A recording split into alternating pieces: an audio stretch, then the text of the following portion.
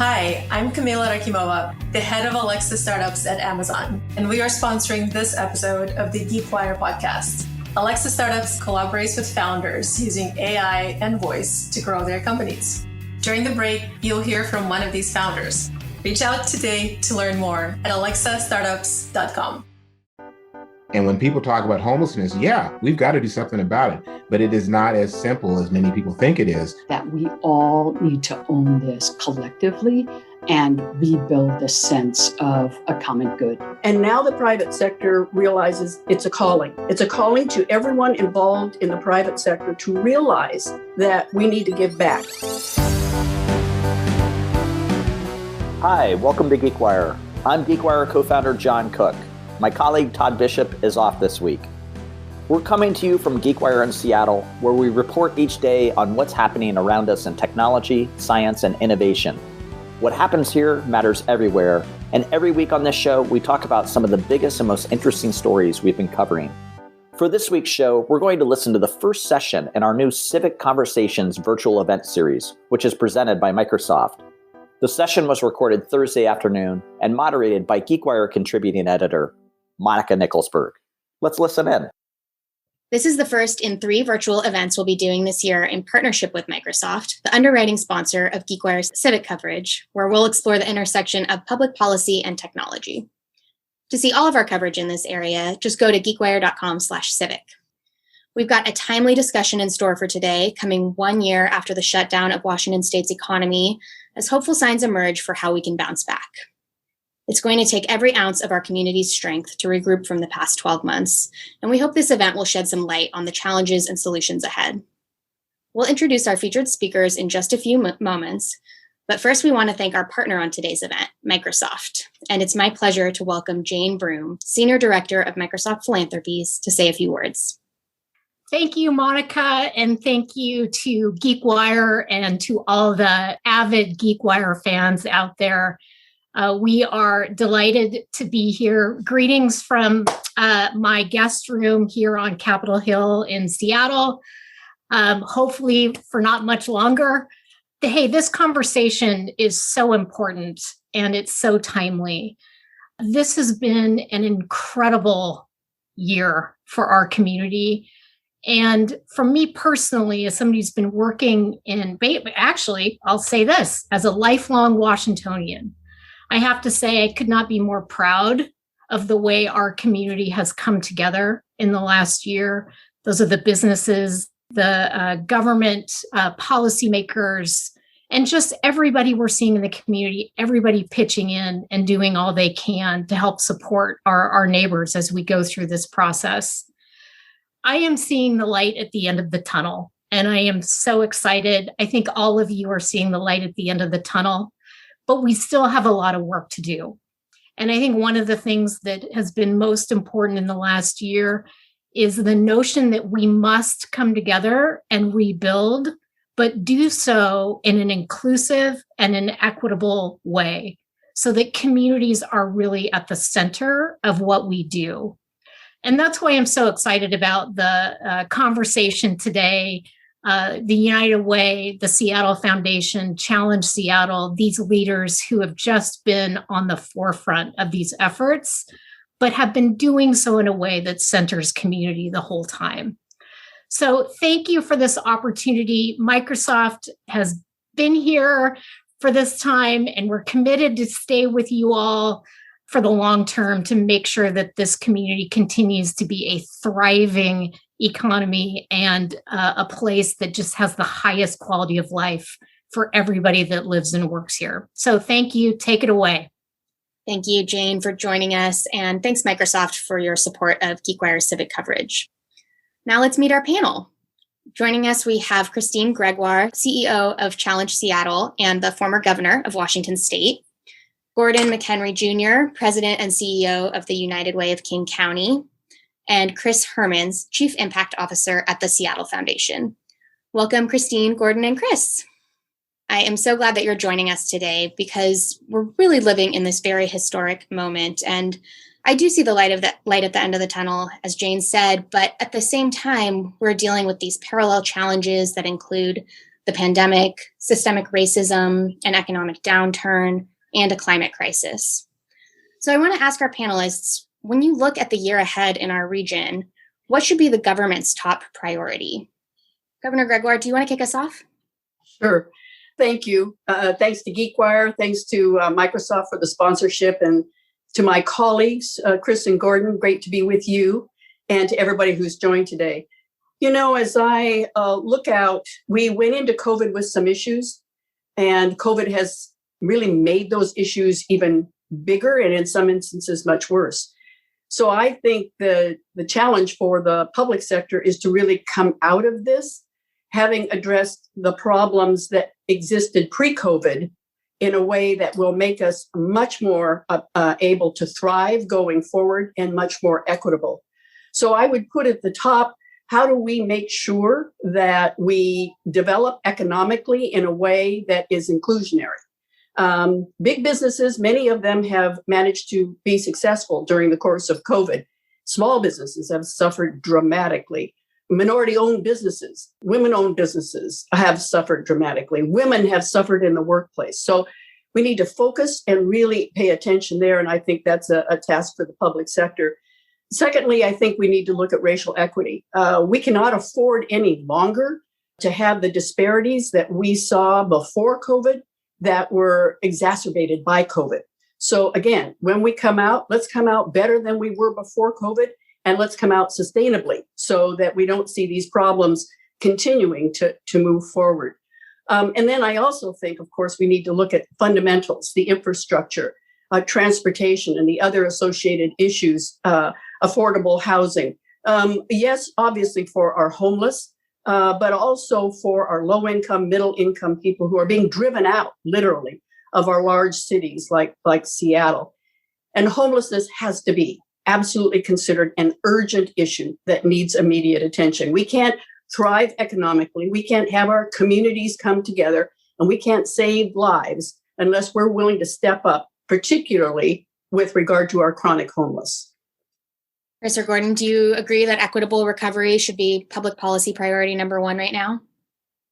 Yeah, Gordon here. Yes, I do agree that is a very high priority. I think everything that the governor said is spot on. I would remind folks that early in the crisis we came up with a new descriptor: essential services, and so it spans a wide range. It was appropriate because in such a quick moment in time we lost all the key elements of social cohesion. Libraries, community centers. Challenge on healthcare providers. And so I think when I think about what the governor said, I agree. And we've been so focused on housing stability. And so we talk a lot about homelessness in our community, and we must talk about it. I think about the 10,000 households that we've worked with to provide rental assistance. That's like 30,000 individuals. There's 5,000 on the waiting list that is just a couple weeks old. So what if those folks didn't get rental assistance? So how do we lock in, to the governor's point, how do we lock in some of the innovation and protection of essential services as we come out of this crisis so that we do have a stronger, a more inclusive, equitable, and supported community? So those are the challenges. And Jane Broom hit it on the head. We all came together, public, private, nonprofit partnerships, philanthropy, and that's great. And that's what was needed. How do we do it on a sustainable, long-term basis? Chris, I know it's been about a year since the Seattle Foundation launched its COVID-19 response fund. You raised, I think, $30 million for grants to community organizations. Can you catch us up on where that initiative stands and what you've learned from it over the past year? Absolutely. And I would just concur with what both Governor Gregoire and Gordon have surfaced. I think that the compounding crises of the past year just kind of pulled the curtain back on how broken our systems are and our society is. I think the priorities really, are not necessarily issue specific. It's around principles. And I think both the governor and Gordon lifted it up in terms of that everything has to be considered through a racial and economic equity frame and lens. We have to make sure that, I think one of the key things we've learned is not just how interconnected we all are, but how interdependent we are. And so, as both Governor Gregoire and Gordon lifted up, the importance of creating a safety net to ensure working families and low-wage workers have a baseline of stability and economic security is critical. And I think we just recognized with the COVID-19 Response Fund, and while Seattle Foundation hosted it, it really was, as both Jane and Gordon have emphasized, a unprecedented cross-system, cross-sector effort. It was really working together in ways we hadn't before. And I think as another priority, it's the only way forward, especially if we are going to tackle not just the racialized disparities, but how they show up and impact our community across the region in housing and homelessness, economic security, childcare and healthcare, especially mental behavioral health services, and education equity and climate change. So what we really saw for the COVID-19 Response Fund was just how deeply vulnerable our residents, workers, and families are.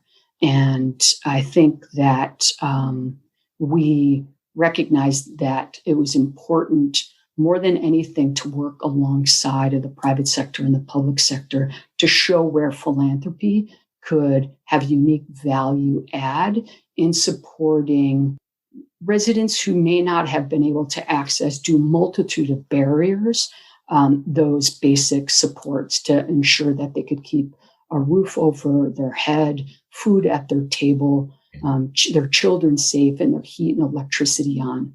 And it was just an extraordinary effort that we've all put in place to be able to do this. And I think we also saw the way that the public sector, the government at all levels, were able to pivot and shift policy in order to be able to respond in this acute crisis. And I think we all know that we have to bring that same public and political will for the long-term rebuilding. And so while we look back to learn, we can't go back, and we cannot keep doing what we've been doing. And I think that's one of the key lessons, that really focusing on racial and economic equity, supporting the most vulnerable workers and families, knowing that everyone was going to be impacted by the crisis and the compounding crises, but we would be impacted differently. And Black and Indigenous families of color were disproportionately impacted. And so I think for the work going forward, this collective effort, we have pivoted after the $30 million has been awarded to trusted community partners across the region. We're focusing on this going from relief to recovery to a reimagined and reinvented future. And so we've launched the Fund for Inclusive Recovery specifically to start working on that long-term vision for a more inclusive and equitable recovery. When we talk about equitable recovery, there's this big debate happening in our state right now over who should pay for recovery and how we balance the needs of different communities. Gordon, as you were mentioning, you work with some of the most vulnerable people in our state. How do you think we should thread the line and balance their needs with the very real needs of businesses and our employers who also are struggling to recover? Mm-hmm. Sure. And I think the two are very much related because there are, too large a number of people in the state and in our county, in our Puget Sound region, who are challenged in terms of living, below a federal poverty line, being housing burdened. The governor talked about low income and medium or moderate income. Those folks are struggling right now. And when they struggle, they are not producing, they're not demanding the services or providing, buying goods and services that businesses need to be profitable. And instead, it's a challenge on the nonprofit sector and on the public sector in terms of those essential services. So I see it being very much related. And so we need to be focused on that. And I think we have to look at it from a sense of support and empowerment, not a deficit. We're very active with the community college, the 2-year college system. The vast majority of the folks who are in that are looking to improve themselves by getting a 2-year degree or vocational certification so they can land and have a living wage, a family wage. When you peel back the numbers, those are a lot of single parents. Those are a lot of folks who are first to go to college. Those are a lot of members from our BIPOC community. And they are in the academic setting and, trying to manage family and manage through a crisis. And so they're looking for support, not looking, for, a favor or for charity. And I think too often we have to humanize our systems and our way of thinking so that it is inclusive of everybody, but also recognize, I think, to Chris's point, that for way too long, and not because of individual fault, but because of systems that disadvantage people of color and women and those who have a different approach in terms of their identities, their core identities, they have greater burdens. And so we have a societal obligation, to try to rectify that. And so I think we invest in those services, and we put energy around changing the systems that have perpetuated the harm. And then when we do that, and I think I'll just stop in just a second. I would say that one thing this last year has shown all of us, philanthropy and in the private sector, and the governor's, I know, going to speak to it, people are aware. And so I think we've gone from aware, we've gone from sympathy to empathy to solidarity. And now we have people who want to be in terms of action. They're action oriented. And so Challenge Seattle is very active in that area. They've got an economic recovery plan. We're talking to them.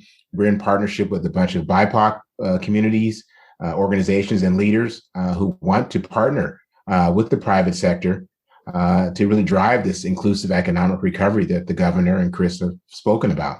So I think we're well positioned if we can do it in a courageous and authentic relationship approach. Let's take a break from our Civic Conversations event. After we come back, GeekWire contributing editor Monica Nicholsberg will talk with our panelists about what Seattle needs to do to ensure a post-pandemic recovery for the city's urban core. The way that companies have approached the connected home through retrofit devices has always intrigued me and has been extremely underutilized in the kitchen. Today, we're speaking with Akshita Iyer, co-founder and CEO of OHM. If you think of Nest and Ring and smart door locks and doorbells and thermostats, they capitalized on the ease of use, ease of installation of a device that people can understand. In the kitchen, however, we've seen a lot of new appliances being sold, but they're expensive. And if you think about the lifespan of an appliance, you're not buying another stove for another 10 to 15 years. And so we're approaching the kitchen in a way that no one else has. And we're looking at what's worked in the rest of the home to drive how technology is introduced in the kitchen. And hopefully we can build technology that is understandable and relatable for consumers around the world. To learn more about OHM and other startups using AI and voice to grow their companies, visit alexastartups.com. OHM is on a mission to bring peace of mind and efficiency to your kitchen so you can cook smarter and live better.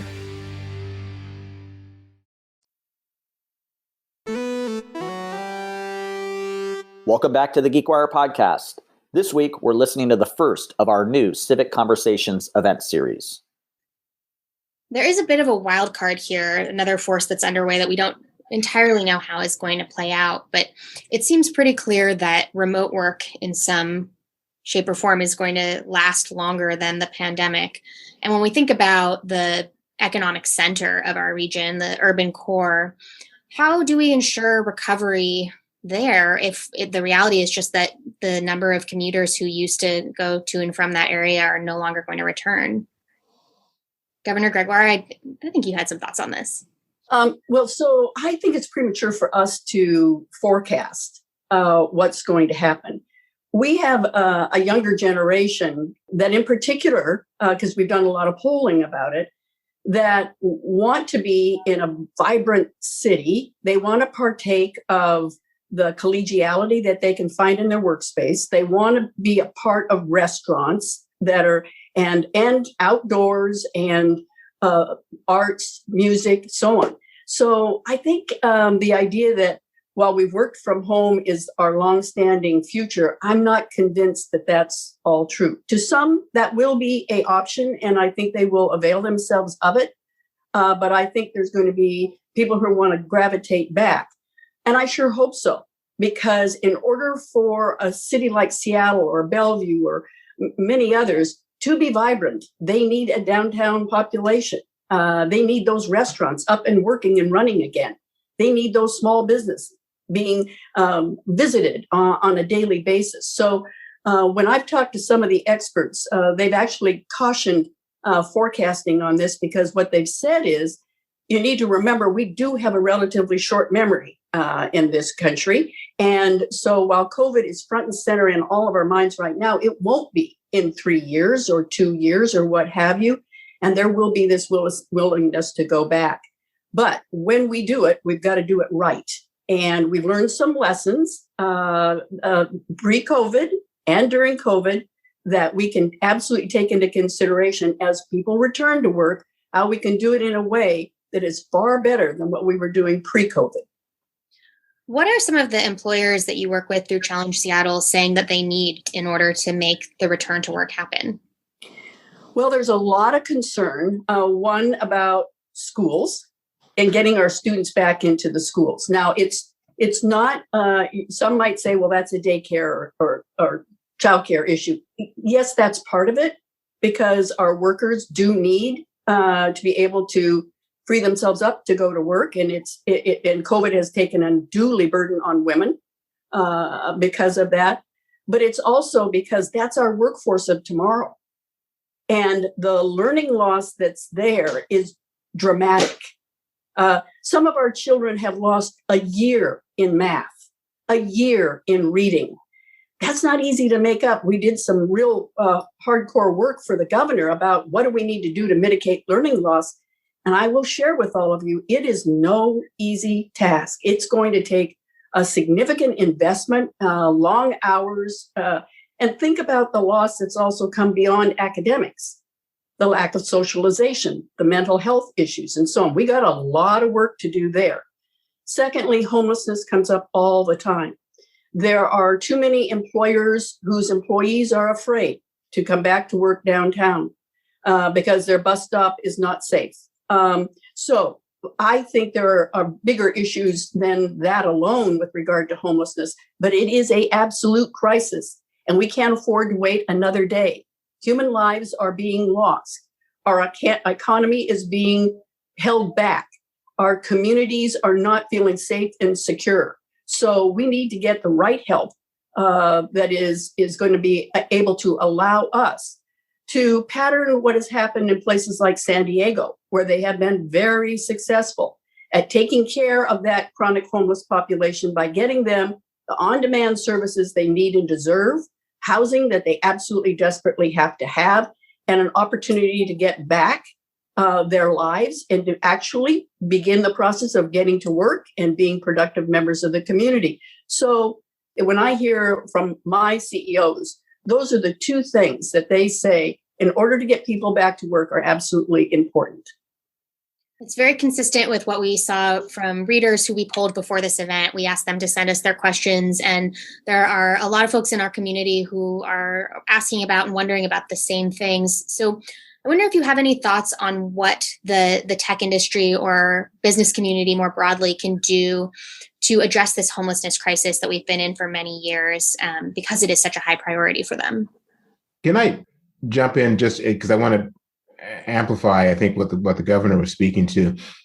You use the phrase chronic homelessness, and I don't know if people fully appreciate, what that is. That's a defined term in many aspects. In one aspect, it's defined as a person who has been homeless for 2 years or has had several bouts of homelessness within 2 years, and who has an underlying challenge, like a disability.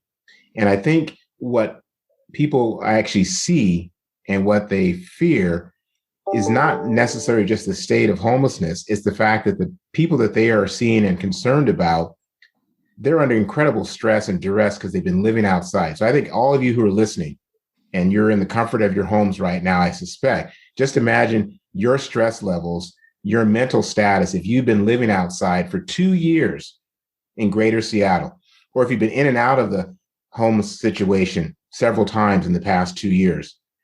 Do you have some mental health challenges? Do you have behavioral health? Are you challenged because of alcohol or drug addictions?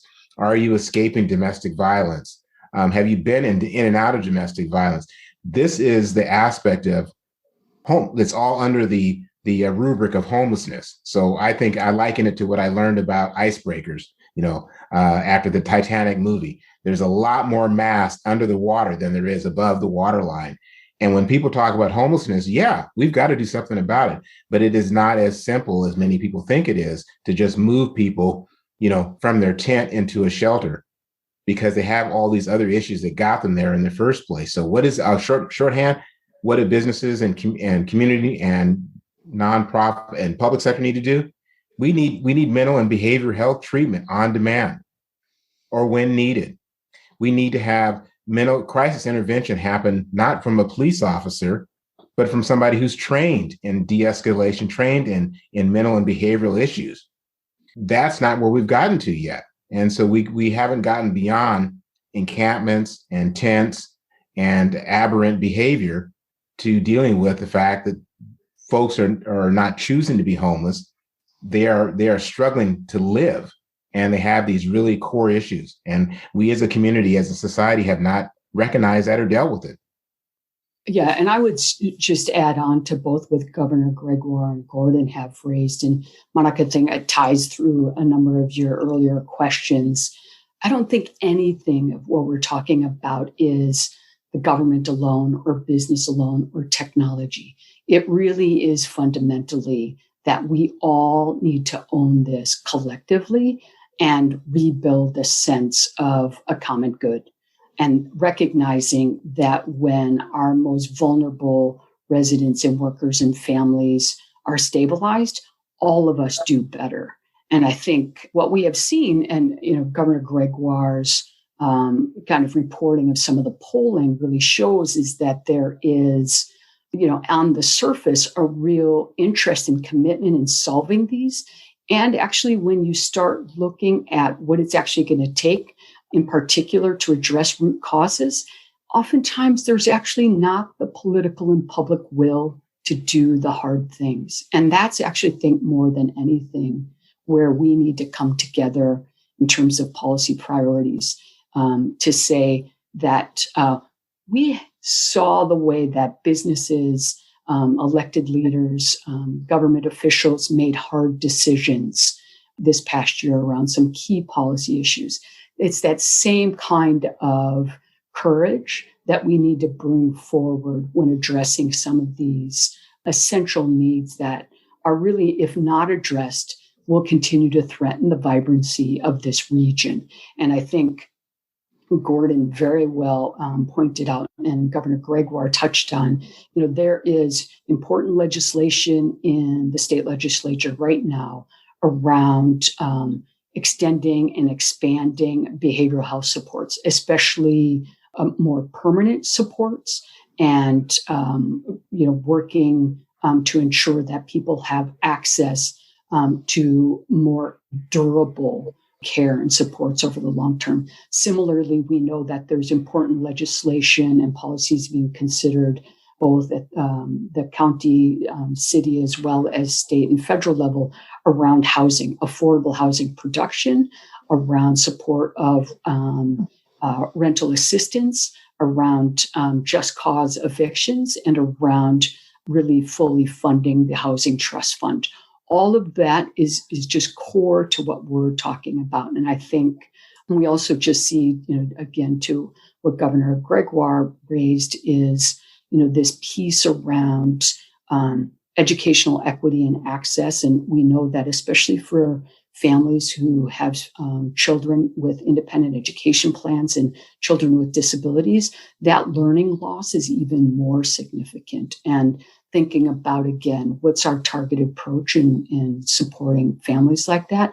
And then as well around childcare, very important legislation with Fair Start, FAIR Start, around really supporting working families, because we know, as Governor Gregoire pointed out, that the economic devastation has had an impact more so on working women, and especially on single working moms and women of color. And I think what we have to be careful of, I think, not to show that it's either individual workers and families pitting against small businesses. In fact, if you look at family care homes, which are licensed childcare providers in homes across the state, a very large proportion are immigrant women of color who are running these businesses.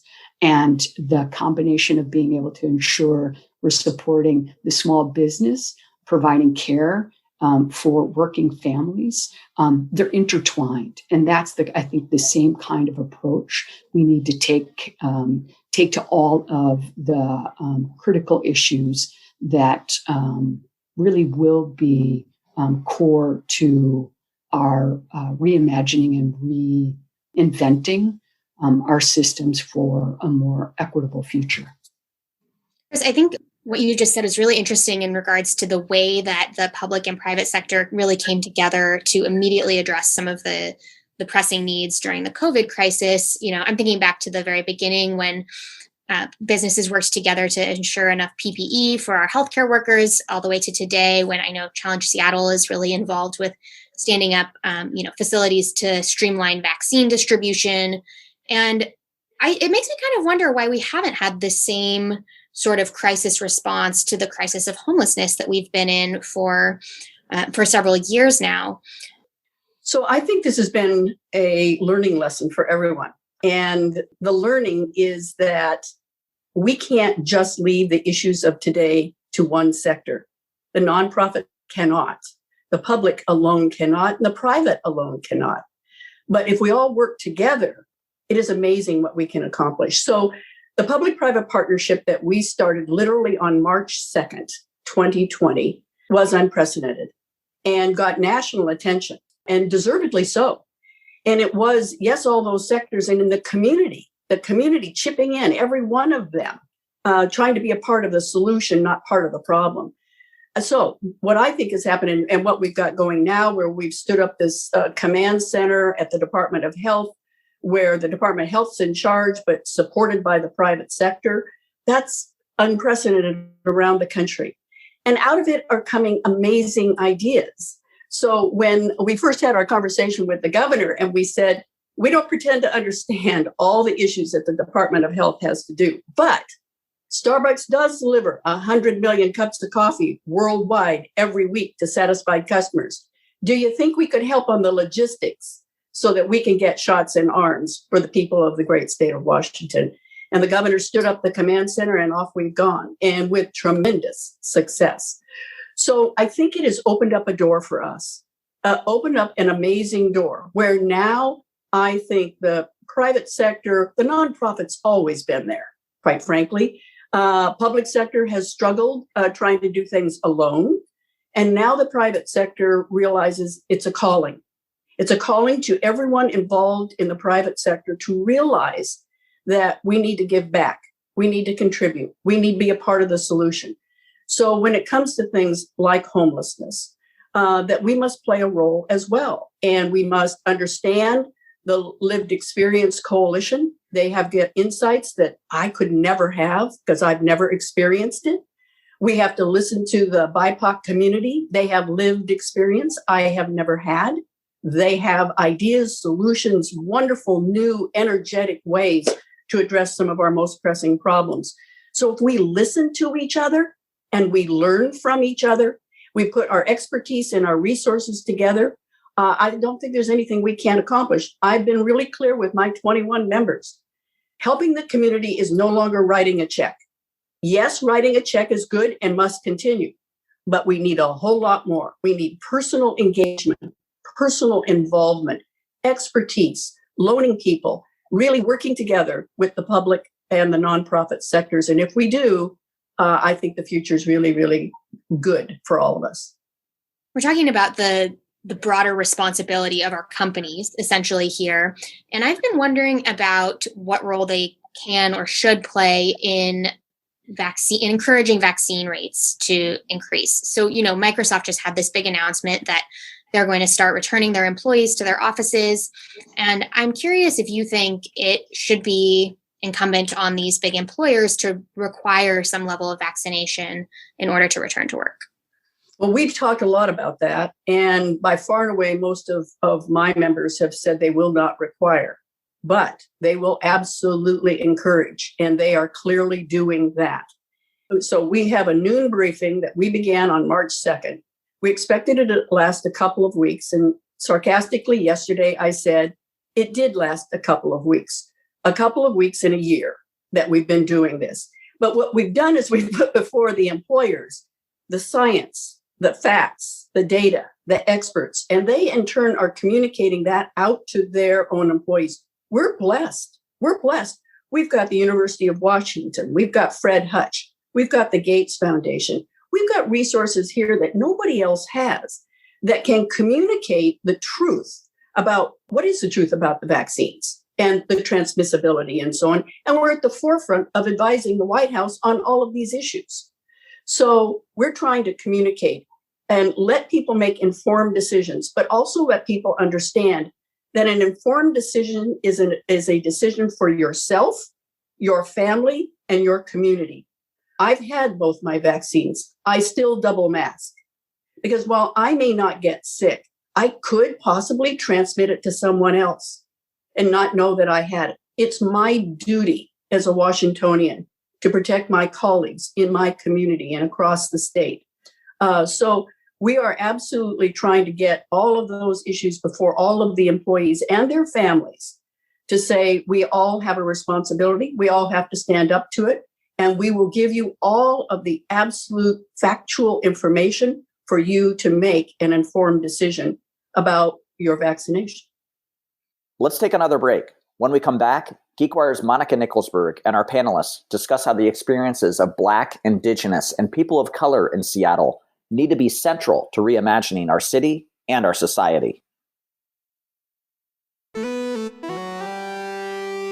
Welcome back to the GeekWire podcast. We're listening to the first of our new Civic Conversations event series with contributing editor Monica Nicholsberg as our moderator. Despite the fact that there are real challenges to achieving herd immunity through widespread vaccination, in some ways, it's a little bit of an easier challenge to get our minds around because there is a solution, a very clear solution. I'm thinking about the more difficult problem of systemic racism. We've been talking about the twin pandemics, the pandemic of racism that we are confronting. And we can't forget the racial justice protests over the past summer that really rocked our community. I wonder if any of you have thoughts on what long-term impact that movement will have and where it stands now. And Gordon, maybe you can jump in. I really appreciate Chris Herman's here saying, relief, recovery, reimagine. And I think that is the reimagining is an aspect of the desire for racial justice and to address racial inequity. The challenge is that, and the governor used the expression lived experience, and that's spot on. It's the folks who fall under the descriptor BIPOC, Black, Indigenous, people of color. It's their lived experience, their living experience that needs to be core and central to how we reimagine all the elements of our society. And I think that starts with seeing them, first of all. And maybe that's why there is even an expression called Black Lives Matter. Do you see that person and do you recognize them as a human being? And does their humanity matter to you? Once you get to that point, it's then, well, let me be in relationship with the folks who have been marginalized and oppressed, and let me hear from them how they reimagine things like community safety. And so I think that is the challenge for us as a society. For the folks who have the living experience and for their ancestors who had the lived experience, how do you expect them to have faith and trust in the powers, whether it's public sector or businesses, even philanthropy with a charity model? How do you expect them to trust that things will be different this next year when we're talking about behavior, structures, systems, and culture that goes back hundreds of years? And that's the challenge. I think there is a willingness. That is the hope. And that is also the fuel that fuels the anger, the frustration, the fear that results in protest, that resulted in the protest of last year and the protests that are still occurring and will continue to occur until the people who have not been seen, who have not been appreciated, who have not been a part of designing systems and making key decisions are brought into that process in a way that they feel is respectful and safe and likely to result in the change. And I think that building off of Gordon's point, I think, again, there is an example of how we did differently this past year, specifically around like the COVID-19 Response Fund, Gordon's work, many efforts focused on ensuring we prioritized making grants and investments in BIPOC-led and rooted, culturally and linguistically specific organizations that are trusted in communities most impacted, who have a long history of reasonable distrust. And so I think as we're thinking through, and Gordon really touched on this in terms of really strong examples about living experience, the reality is we have created systems and have gotten the outcomes that they were designed to get. And oftentimes those systems weren't actually tested and adapted based on the experience of people who actually utilize them. And I think what we're starting to recognize is the importance of balancing the need to have science drive us, but also data, including community knowledge and community lived experience about how they interact with and how those systems actually prevent them from equitable opportunities and outcomes. And so, like with the COVID-19 Response Fund, I think ended up over 70% of the grants went to Black, Indigenous, and people of color led and rooted groups. The bridge that we're building towards the Fund for Inclusive Recovery is specifically around continuing to build and strengthen the infrastructure and capacity of BIPOC-led organizations and movements and coalitions, as well as further extend and support marginalized families and workers and residents being engaged in civic and public life. But I think that's the piece that we really have to recognize, is that making that kind of targeted investment is actually a benefit to all of us. And that is, I think, again, back to your question, Monica, about what business can do around the vaccine access. There is a vaccine equity dimension to all of this. And we know that continuing to lift up the ways that Black and Indigenous and communities of color are specifically conducting outreach and education within their communities to really help provide the kind of counter the misinformation that is out there about vaccines, but also to do it in a culturally and linguistic specific way and responsive way so that everyone who wants to get vaccinated can get vaccinated. So like I mentioned, we've been sprinkling in questions that we collected from our readers before this event, but we just got one from somebody who's watching live. Nick Merriam of Sea City is wondering about hybrid work policies, like the one that Microsoft is exploring. He asks, these hybrid policies are certainly going to change the flow of people into the downtown corridor and business districts. And Nick wants to know how we can leverage that long-term change as an opportunity for keeping these areas vibrant. Well, I'm sure Governor Gregoire has a lot to say to this. I have to say, trying to get into downtown Seattle. I just live a mile and a half away. Still is really hard on I-5. So I'm not sure where everyone's going, but there's clearly lots of traffic getting into Seattle. That's an intractable problem. So I think coming out of COVID, we really have to think about our public transportation. We were growing dramatically in the use of public transportation. We were leading the nation. The last thing we need, to Chris's point, the last thing we need is everybody now saying, well, I'm just going to drive my car downtown, because we're never going to get there and get out of it if that's the attitude we're all going to have. So we've been trying to work with public transportation to forecast what they can expect. And it's really challenging to figure out what are the population going to do.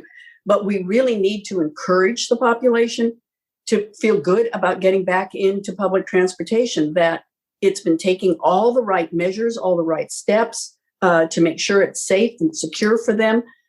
So one of the things I worry about a lot as we come out of COVID is, yes, we can have a hybrid model. We don't have to come downtown 5 days a week. We can, come down 1 day a week or whatever. That opens up all kinds of options for people, by the way, to move to places if they choose that are more affordable to them and be able to come down once a week. But again, even at that, public transportation is the key to our success for tomorrow. So how do we invite people to get back, in this instance, interestingly enough, to where they were pre-COVID, where they were really gravitating towards public transportation, and understand that if we want to tackle climate change, if we want to get homes to our families in a timely way, it's in our hands. We can do it.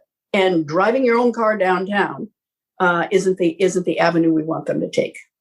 I agree with both what Chris and the governor said. And we were having a conversation with some colleagues. And I said, my definition, Gordon's definition of downtown in quotes is South Lake Union to the north, Soto to the south, the waterfront, obviously, to the west, and Broadway to the east. But when I think about going downtown, and my offices are, in 720 2nd Street. But why am I going downtown? I want to go to the Pikes, I want to go to the market. I want to go walk up on Broadway. I want to cruise through my alma mater, Seattle U. I want to go down along the waterfront. I want to go to, Gasworks Park. I mean, getting people out of their homes and out of east, north, south into this corridor that I just described, there are a lot of reasons to do that. And they're not all tied to the fact your office building is there. So we do need to have a vibrant, attractive, multi-reasoned, to come into that area. And Chris is right. And if it's I-5 and single occupancy vehicles, well, it's going to grind to, it's never going to get started. So I think we can, and I think that's what I just described, the International District, Chinatown, the waterfront, the aquarium, those are all reasons to come downtown to experience above and beyond work. And so I think we can get back there. We just have to make it attractive. And I think it needs to be reliable public transportation. And our staff says it needs to be clean, so people are worried if they're not talking about it to you. They're worried not just about having to encounter somebody who's having a tough time, but they want to make sure they're not going to get sick because they're riding public transportation, because they're in a common vehicle as opposed to their own vehicle. So I think we do have to, again, to Chris's point, we have to reimagine what is the expectation of the community, broadly defined, after a year of COVID. Let's understand it, and let's find the willpower to make it happen. And when we do, we'll get that we'll get that hot economy. We'll get that back, the reasons why people navigate and come to the Northwest if they aren't born here. There's something special here, and we just need to leverage our strengths and make sure that they're available to everybody. And I think to that, both what Gordon and Governor Gregoire shared, it continues to reinforce that kind of the vibrancy of this, commercial, cultural corridor is interdependent on transportation, climate change and economic recovery. And that's really from a policy perspective, for again, what we saw lay bare this past year was the way we have built our policy system is a set of patchworks that we have applied over generations. And again, when we're thinking about recovery that needs to be reimagined and reinvented, it is a unique opportunity to say, how do we look at all of these things together? And how do we ensure that the policies and systems we are rebuilding and reinventing actually keep that in mind, that all of us in a community of ecosystems, but individual workers and families have to navigate each one of these systems. And how do we make sure that it's done in a way that is in complement and coordination with one another rather than working at odds? I think that it's clear that these changes that we're talking about they present opportunities. I think the biggest question is opportunities for who? I mean, you could certainly say it's an opportunity for companies that don't really want all of their employees to return to the office 5 days a week. I think Zillow's a good example of that. Many people in Seattle would say it's an opportunity for Bellevue, which is seeing a lot of growth in its commercial district. But ultimately, do we have to accept that in order to grow in this way, the character of our downtown Seattle urban core is going to change? And is that change necessarily for the better or for the worse? Well, I would say it was changing anyway. We need to think about the potential of that waterfront. It's now open to the city when before it was closed off. And that new aquarium is going to be fantastic. So look at the opportunity we've got there, the addition on the convention center and what it can mean for us going forward. Go out to SeaTac and look at what they've got going out there. There are so many things that have been going on now for some time to make the community more vibrant that I think we have every reason to be optimistic. Now the question is, will we make sure that everybody feels good about coming downtown, that it gets its spirit back, that the restaurants are open, that people are back to work, that there's a sense of welcome? One of the things while we've been working on racial equity is very disturbing to me. And that is what our polling shows is that our BIPOC community doesn't feel welcome in downtown, as you described it, Gordon. They don't feel welcome. Well, that has to change. That's not good for us, as Chris puts it, all of us. We have to have the welcome mat out. We can't afford a Seattle freeze. So we have to be an inclusive, open, welcoming community at large, and then see the potential of what we've got. Now, some of our private sector is thriving. Too much of it is not. It is just not. Our small businesses, our women-owned, our minority-owned businesses are not thriving. And they're kind of the culture, the spirit, the heart of a community. To go into that small business and feel how that is. So we've got to get everybody back to a job if they choose and can. We have got to get our kids back in school. We have got to get our businesses up and running again for everyone. If we do that and take advantage to the kinds of things that are going on, get our arts and music back up and running, again, we can return to what is being rated as one of the best regions in the country. And that's what we deservedly have before us. But it's up to us to take advantage of it.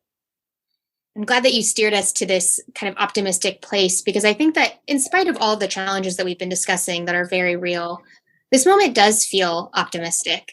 So I'm curious if one or more of you could share with me what gives you the most hope for our region in 2021 as we look ahead. Well, I think, all of us, Gordon, Governor Gregoire, myself, really emphasized that. Jane did in her opening. And that is, we came together differently as a community this past year. And that was informal partnerships, as noted, in cross-sector partnerships with the private, the public, and philanthropic sectors, really showcasing and putting the spotlight on communities most impacted and the innovative and creative ways that BIPOC leaders and organizations and mutual aid associations all came together. And that is an example of, I think, the best of a sense of collective and collective action that we will need going forward. And we haven't, touched on the ways that part of, I think, what got illuminated this past year, and especially if you look at the violence and the attacks on the U.S. Capitol in early January, what also has been a threat through the past year is just the continued weakening of some of our democratic ideals and institutions. And so we've had like extreme individualism and kind of hyper-localism, and some may argue very excessive capitalism that has pulled us apart. And the fabric, the underlying social fabric, has been fraying. And I think what we saw is that people came together differently, and that principle and that sense of a common good was critical for us getting to the place we are.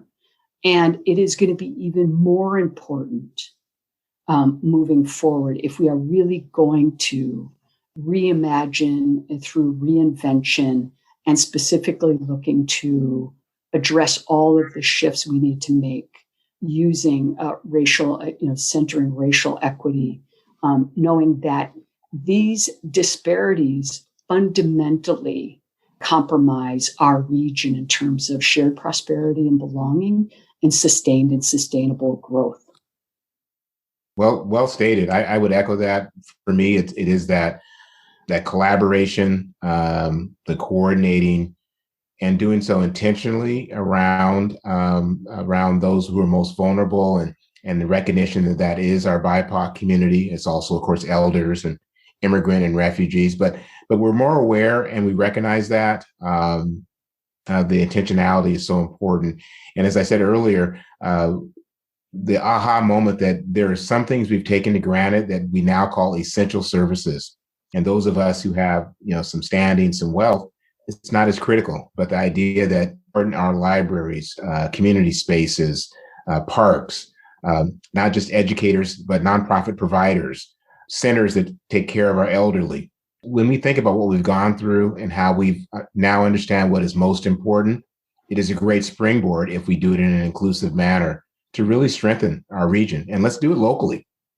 I'm a regionalist, but we can start with King County and Snohomish County and Kitsap County and do some really good things and continue to demonstrate to the rest of this country or the world that when good people come together, eyes wide open and inclusive, we can do some remarkable things. And I'm confident we can do that. And it shouldn't take a once in 100-year crisis to get us to that stage. It has. So the crisis is not over with, and the hard work is just beginning. My colleagues have said it and said it well. Thank you, Gordon. Thank you, Chris. The only thing I would say is we've learned and we've listened over the course of the last year by listening to the BIPOC community, by listening to the homeless. I can't tell you how much I've learned. And it has influenced everything I do now when I work on these public policy issues. And it has the same with the business community. That's good. But we shouldn't stop that. We need to continue to listen, learn, respect other viewpoints, and come together as a community like we have over the course of the last year. I think we've shown we can lead the nation. We did lead the nation. And we can do it again on all of the issues that we're concerned about if we all work together. And so I'm really quite optimistic about the future and what COVID has taught us about working together, about listening and learning, because I think that's what will achieve success for all in this region and across our state. Well, on that hopeful note, I'd like to extend a big thanks to Governor Gregoire, Gordon, and Chris for this thoughtful discussion. And thanks again to Microsoft for their support of our Civic Conversation series. If you missed any components of today's discussion or you just want to follow up on any key points, we'll be sharing the video with all registered participants. And don't forget, the GeekWire Awards are coming up on May 20th. So you can register and nominate your favorite tech entrepreneurs and innovators at geekwire.com/awards. Thanks everyone for tuning in. Thanks for listening to GeekWire and for tuning in to our new Civic Conversation series. We'll have more virtual events coming up, so just check out geekwire.com/events to learn more. Thanks again to Microsoft, which is the underwriting sponsor of GeekWire's Civic coverage. To see all of GeekWire's coverage of science, tech, business, and more, go to geekwire.com and sign up for our daily email newsletter to receive all of our stories. Our podcast producer is Kurt Milton. Our theme music is by Daniel L.K. Caldwell. I'm GeekWire co-founder John Cook. We'll see you next week on the GeekWire podcast.